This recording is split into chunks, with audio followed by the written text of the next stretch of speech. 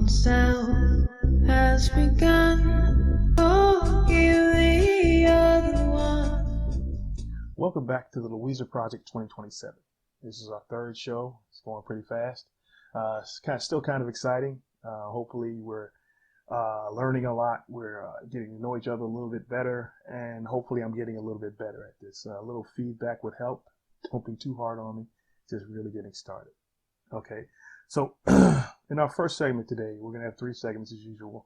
Our first segment, we're going to talk a little about college attainment, or post-secondary attainment in the country, from an article from the Lumina Foundation. We'll talk a little bit about that.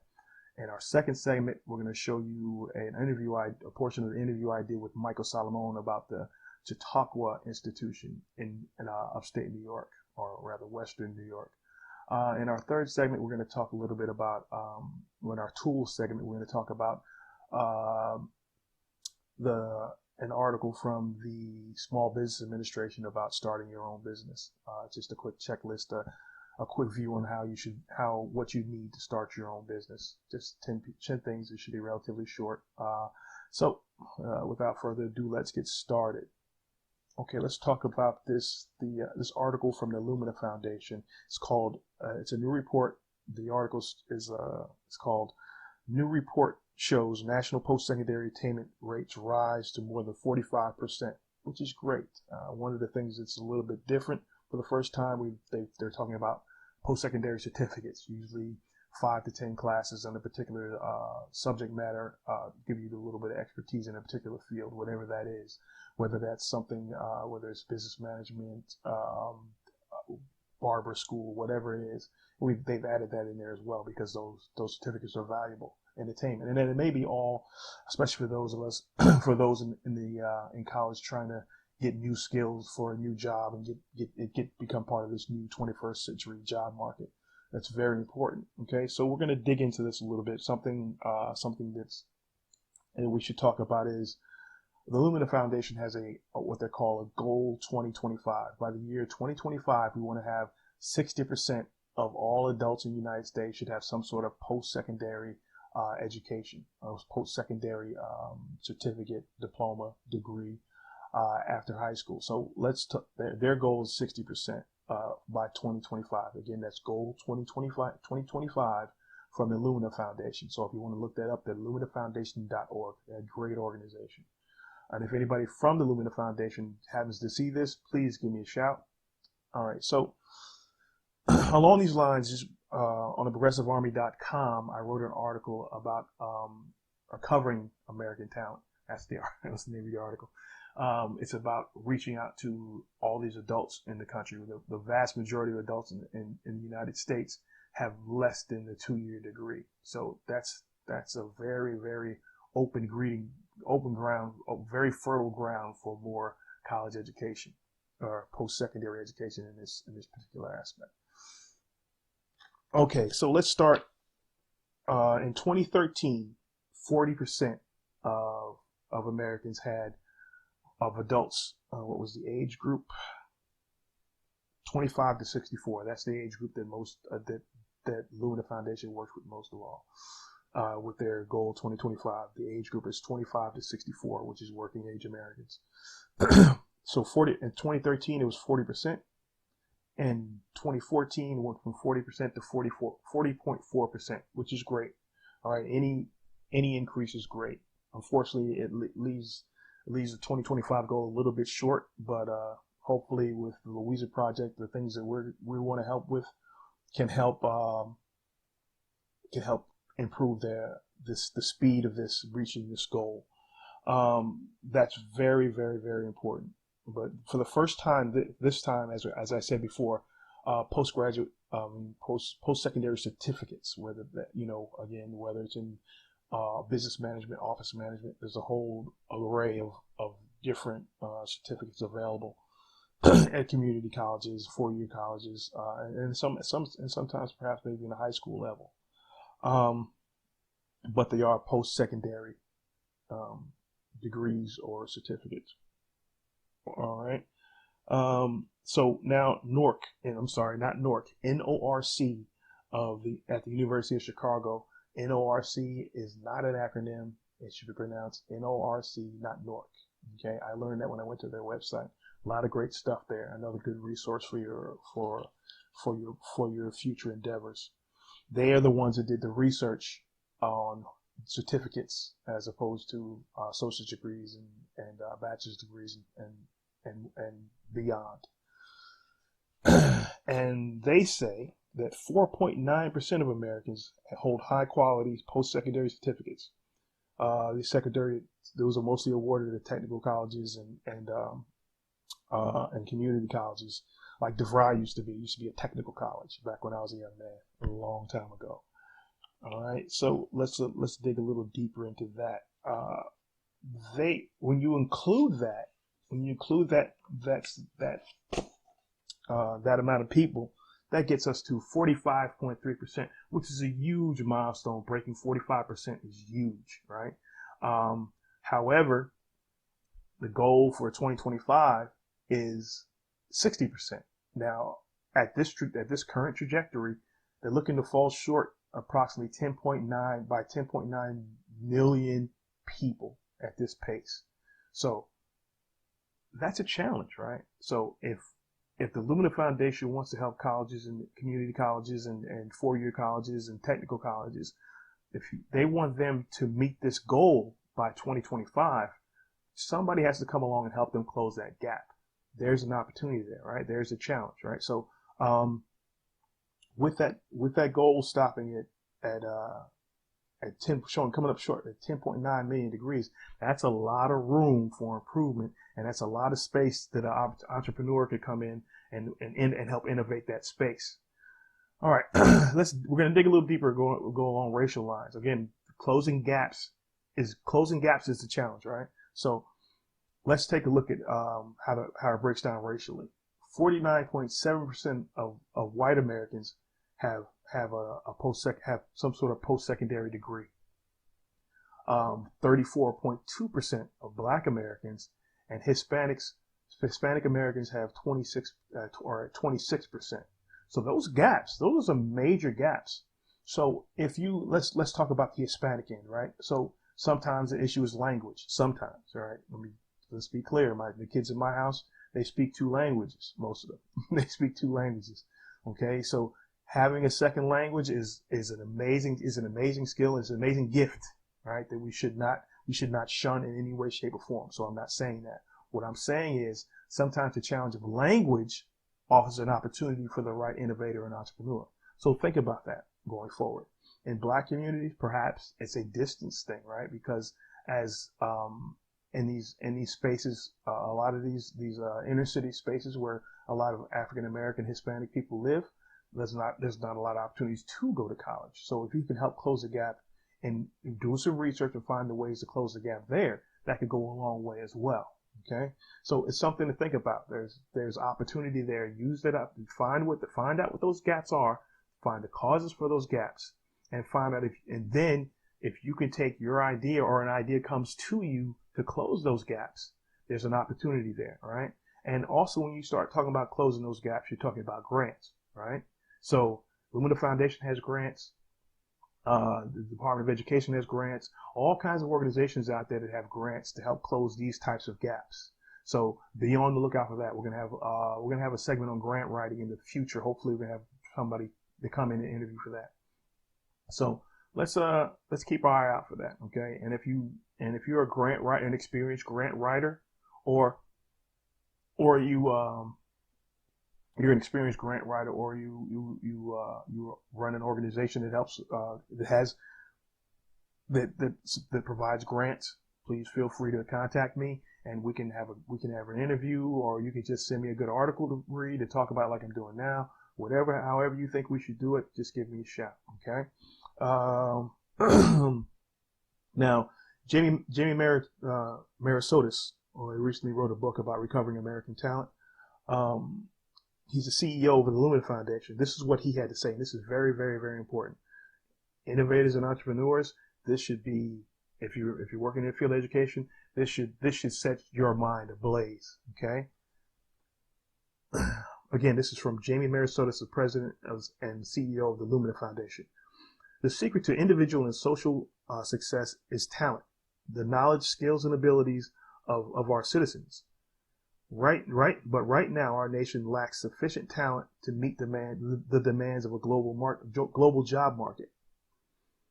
Many of those who see education beyond high school as valuable and essential aren't able to attain post-secondary credentials in today's environment. Closing the gap or increasing attainment equity is an economic imperative and will require a shift in the way we think about higher education to include and better serve non-traditional learners.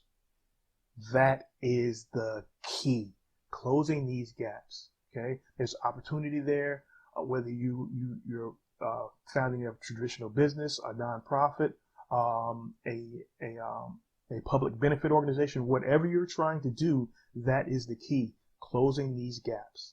Okay. Now, we're going to talk about something else now. Overall, 58% of Americans believe it's important to increase the proportion of the U.S. population that has a degree or a credential beyond high school. Right, 58% of Americans feel that's important. But along the lines of what we spoke about already, Black Americans, 71% of Black Americans see it as important. 71% of Hispanics see it as important. So we can no longer say this old trope about his black people and Hispanics don't see education as important. With the opportunities for attainment aren't equal. The opportunities for attainment aren't always visible. Right? So we have to, again, another gap that needs to be closed. There's grants out there for that. So keep your eye out for these things. Okay. Now, just to make it a little more clear, there are approximately 15 million people in America in some sort of post-secondary education. Again, junior colleges, technical colleges, 4-year institutions, local community colleges, doesn't matter. There's about 15.2 million people, which is a huge market. Just think about that. All right. Only 5 million, or rather 1/3, are minorities. That's ridiculous. Only 1/3 of these 15.2 million are minorities. Now, that may be that's roughly the percentage of the country that these blacks and Hispanics are, right? But we could do much better. That's what we're looking at. All right. And that's pretty much the end of the article. Now they have some other things that I want to talk to you about. So these are some, again, the opportunity is in closing the gaps for the innovators and entrepreneurs. So in order to close these gaps, we have to understand where the gaps are. We already talked about the racial gaps, right? But young people, right? People aged 25 to 34 are growing at a faster rate, right? So from 34 to 64, that's the other part of the working Americans that the Lumina Foundation, working adults that the Lumina Foundation works with, right? So the 25 to 34 cohort has gone from in 2013 from 41.6% to 42.3%, as opposed to the 40.4%, which is the average overall. All right. So this group gets it and they're moving forward. Right. And as young people, you're a little more adaptable. You may have, if you have a family, it's younger and smaller, so you can shift around a little bit more. So there's a lot of things involved there. But again, so that gap from 35 to 64, closing the gap for them, again, recovering talent, like in the article I wrote on progressivearmy.com. Think about that. That's another gap that needs to be closed to get that group caught up to the 42.3%. And we have to find a way to leap, not just step by step incrementally. The days of incrementalism are over. We have to have the strongest workforce in the world. That's the goal, right? We have to bring these jobs back. And if we don't have a stronger workforce, it's not going to happen, right? Or create new jobs in the country. We have to, or it's just not going to work for us. Okay.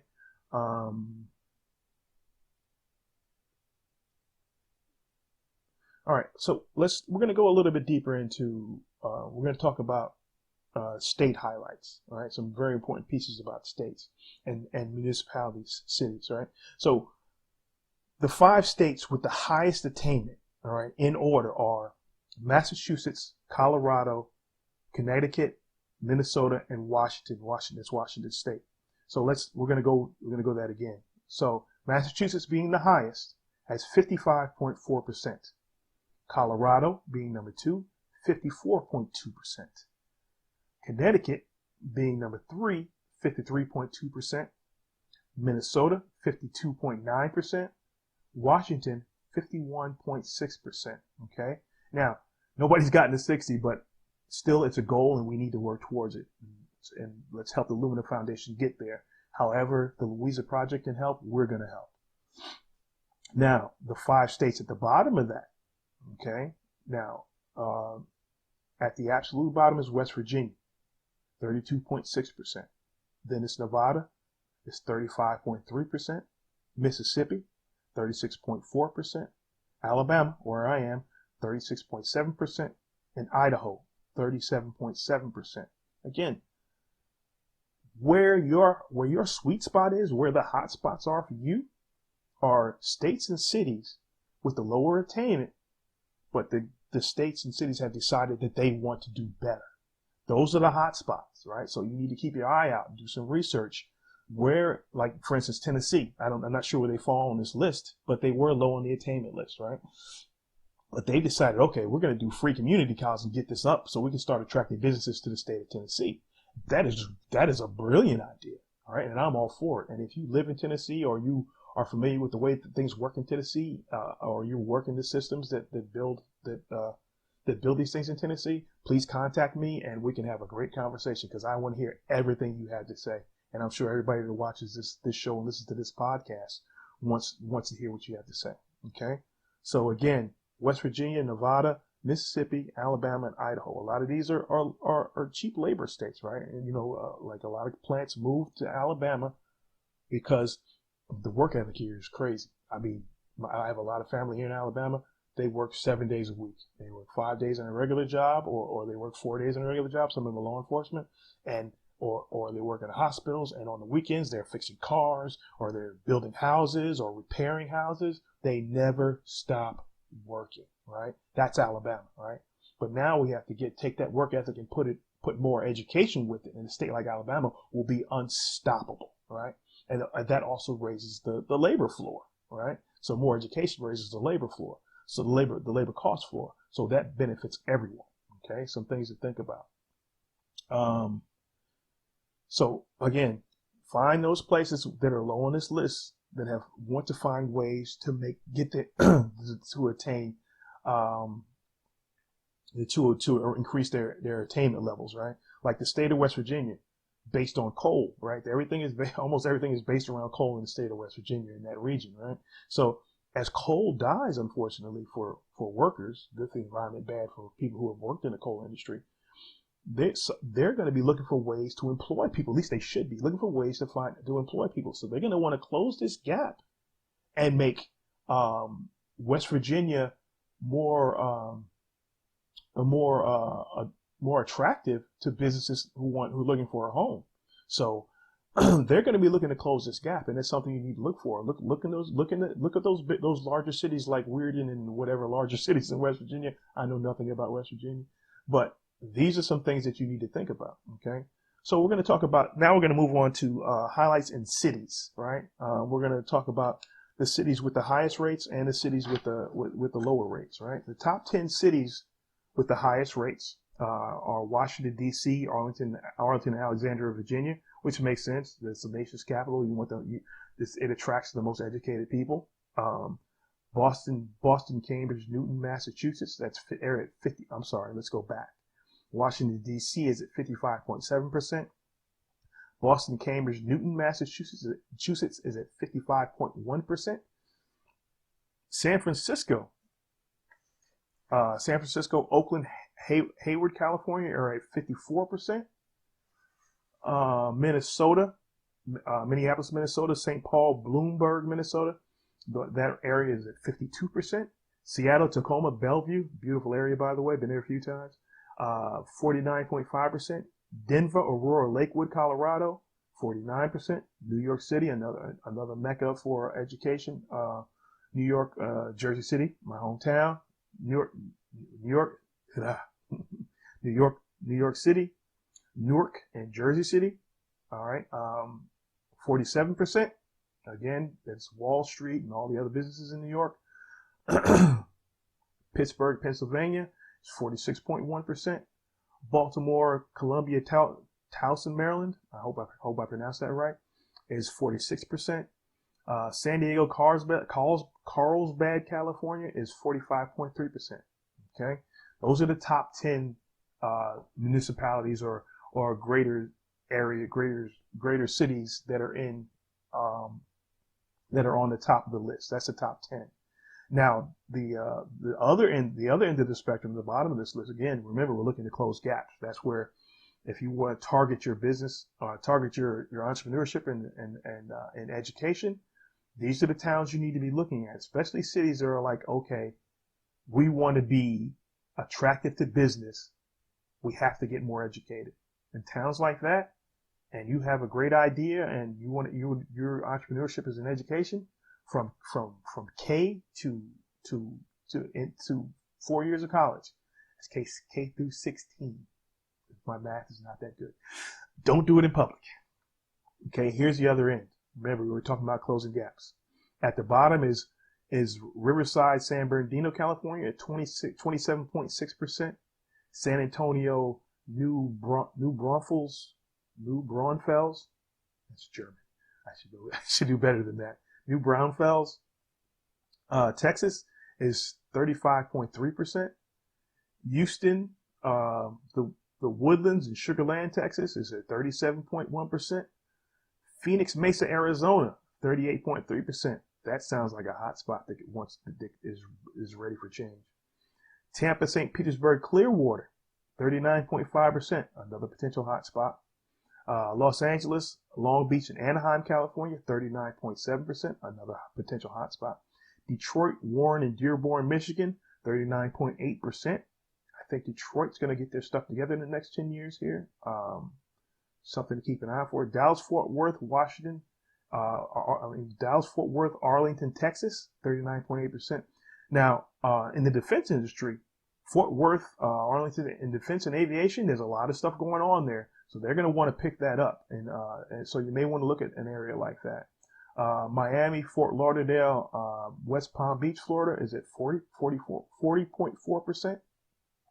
And Charlotte, Concord, Gastonia, North Carolina is at 42.6%.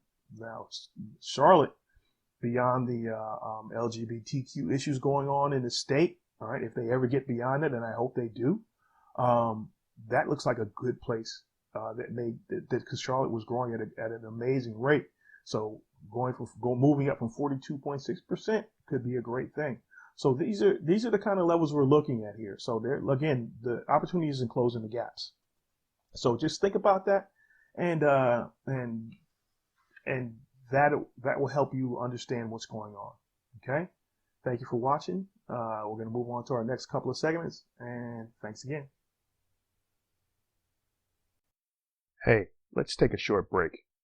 If you enjoy smart, progressive commentary, go to the Benjamin Dixon Show channel Monday through Thursday. On Mondays, you have the Benjamin Dixon Show starting at 9 o'clock. On Tuesdays, you have The Way with Anoa starting at 8 and Ben again at 9.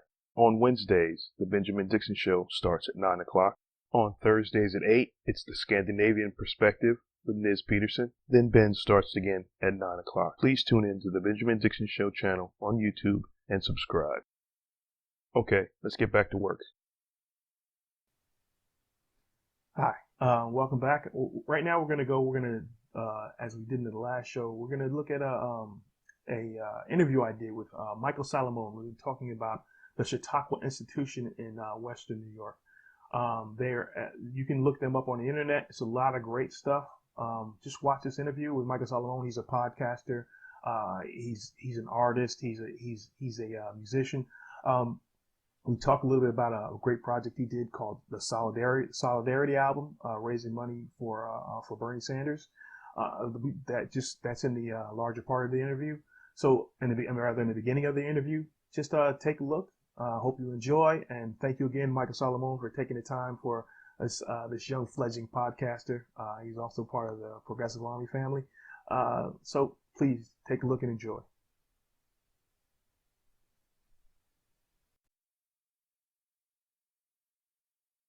But in any event, that's what we like to do. And today, again, we're going to talk about the Chautauqua Institute, where Michael grew up. I like to, first of all, tell us what the Chautauqua Institute is. We're going to have a video in here, but I'd like to hear from you what the Chautauqua Institute is. Yeah, if anybody wants to go to ciweb.org, that's their website. The Chautauqua Institution was founded in 1874 by religious people, but quickly became a platform for discussing religion, education, philosophy, and the arts. And now we have music schools and art schools and ballet schools and every pursuit you could have, as well as a daily lecture platform, one on religion, which is generally based on what they call the Abrahamic Initiative, meaning that it's Jewish folks, Islamic folks, and Christian folks talking about their commonplace of the Abrahamic tradition. And then there's an afternoon lecture that each week has a different topic. It could be on the environment or something political or on writing. It's a varied thing every year, but there's 9 weeks of topics in it. And very big people come and speak. When FDR spoke at Chautauqua, he called it the most American thing in America. And then Chautauqua branched out. And at one point there were, I believe, 30 some across the country, Chautauquas. And there's still a few. I know in Boulder, Colorado, there's one. But there was a tent movement that this lecture circuit would spend the summer touring the country. And this is the days of before radio and then leading into radio, or definitely before television. This is how Americans got educated, or at least got adult education, and how they entertained themselves, went through Chautauqua as well. I grew up in the original one, which is still thriving on the same platform, and was privileged to have all this stuff around me, be it cultural or I remember when I was 5 years old, they had a summit with the Russians to try and talk peace talks with the Russians. I mean, just to be surrounded by all this stuff and going to symphonies with my great grandparents 2-3 times a week. Really big influence on my lifelong pursuit of trying to become more informed and more worldly. That's great. That is absolutely awesome. How did you end up at Chautauqua? You told me you grew up there, but I understand it's a summer program. So your parents lived there. How did you end up there? Well, that goes back a few generations. My great grandmother's parents, so my 3 times great grandparents, had the first boarding cottage or hotel in Chautauqua, the Fox Cottage. And then my great grandparents, my great grandfather was a math professor, and she was a nurse. They settled here, settled in Chautauqua. So their kids and my parents' generation after all grew up here. And my mom, also a teacher, still lives here. So I grew up on the grounds of Chautauqua, which is pretty strange because it is a summer program. So in the winter, there's like 100 families. And then in the summer, it's like a thriving little city. So it's not like Shining in the off season, is it? Just the hotel. Not quite. At least to me, it wasn't. It seemed more like we had this huge 100-acre playground. Yeah, I can imagine. 10 kids. I can imagine. Yeah, 10 kids. Well, out of the 100 families that were there were probably like 10 of us that lived on the grounds of Chautauqua. Okay. I thought you had 10 kids. Wow, that's a lot of kids. Hey, let's take a short break. If you enjoy smart, progressive commentary, go to the Benjamin Dixon Show channel Monday through Thursday. On Mondays, you have the Benjamin Dixon Show starting at 9 o'clock. On Tuesdays, you have The Way with Anoa starting at 8 and Ben again at 9. On Wednesdays, the Benjamin Dixon Show starts at 9 o'clock. On Thursdays at 8, it's the Scandinavian Perspective with Ms. Pedersen. Then Ben starts again at 9 o'clock. Please tune in to the Benjamin Dixon Show channel on YouTube and subscribe. Okay, let's get back to work. Welcome back to the Louisa Project 2027. I hope you enjoyed that interview with Michael Salamone. Hopefully you'll go and watch the whole thing or listen to the whole thing on the podcast on our Spreaker page. It's important that we take the opportunity to understand how a community can help foster education and help build a community of learning that talks about life, that builds lifelong learning. That's very, very, very important. And even when I say community, it could be your family, it could be your neighborhood, it could be your school. You can build these communities anywhere, but we have to get to the point where lifelong learning is our goal and it's part of growing. So something to think about. Now, in this segment is our tools segment. We're going to talk about, we're going to use our SBA.gov. This is a great resource you should always go to. The SBA.gov has a whole lot of resources for you as a business just starting out, whether you've been around for a while. There's tons of free training there. There's tons of information there. Take advantage of it. Free consulting for a business just starting out is it's worth its weight in gold. All right, it's paid for by your tax dollars, so don't frown when the tax man takes his piece. Okay, it's the cost of citizenship. All right, we got a great country here, and we want to keep that going. Okay, so 10 steps to starting a business. Step 1, write a business plan. If you can't articulate what you want to do and write it down, you need to rethink what you're doing. And you need to write and write and write until you have a good idea of what you plan on doing. And writing that business plan, you don't just write that in a silo, right? So after you get your business plan together and you have an idea of what's going on, talk to a close friend. Talk to somebody you can trust, your spouse, your best friend, a teacher, somebody who's going to look at your idea, protect your idea first, who's going to look at your idea and help you kind of flesh that out. Also, a great way to go is use the SBA, SBA.gov. They have all kinds of contacts they're mostly based around colleges. A lot of times they're based around a college, and they'll have people you can consult with, whether that be SCORE, which is retired executives, an SBDC, which is a small business development center. A lot of times it's built in a local college that can help you go over your business plan and help you refine it. All right. So before you can get a loan, before you can get some money from venture capitalists or angel investors, before you even take a minute of their time, you have to have a solid business plan. Now, there's a new methodology out there for building a type of business plan. I'm going to do some more research before I even start talking about that because I don't know about it yet.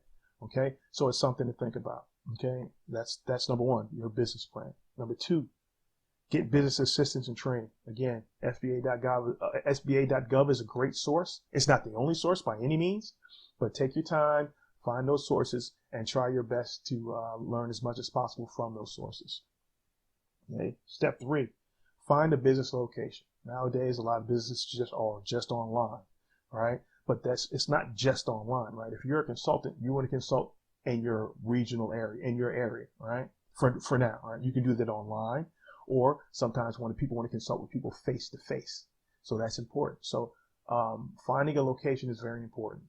We talked about that in the last podcast a little bit more in depth.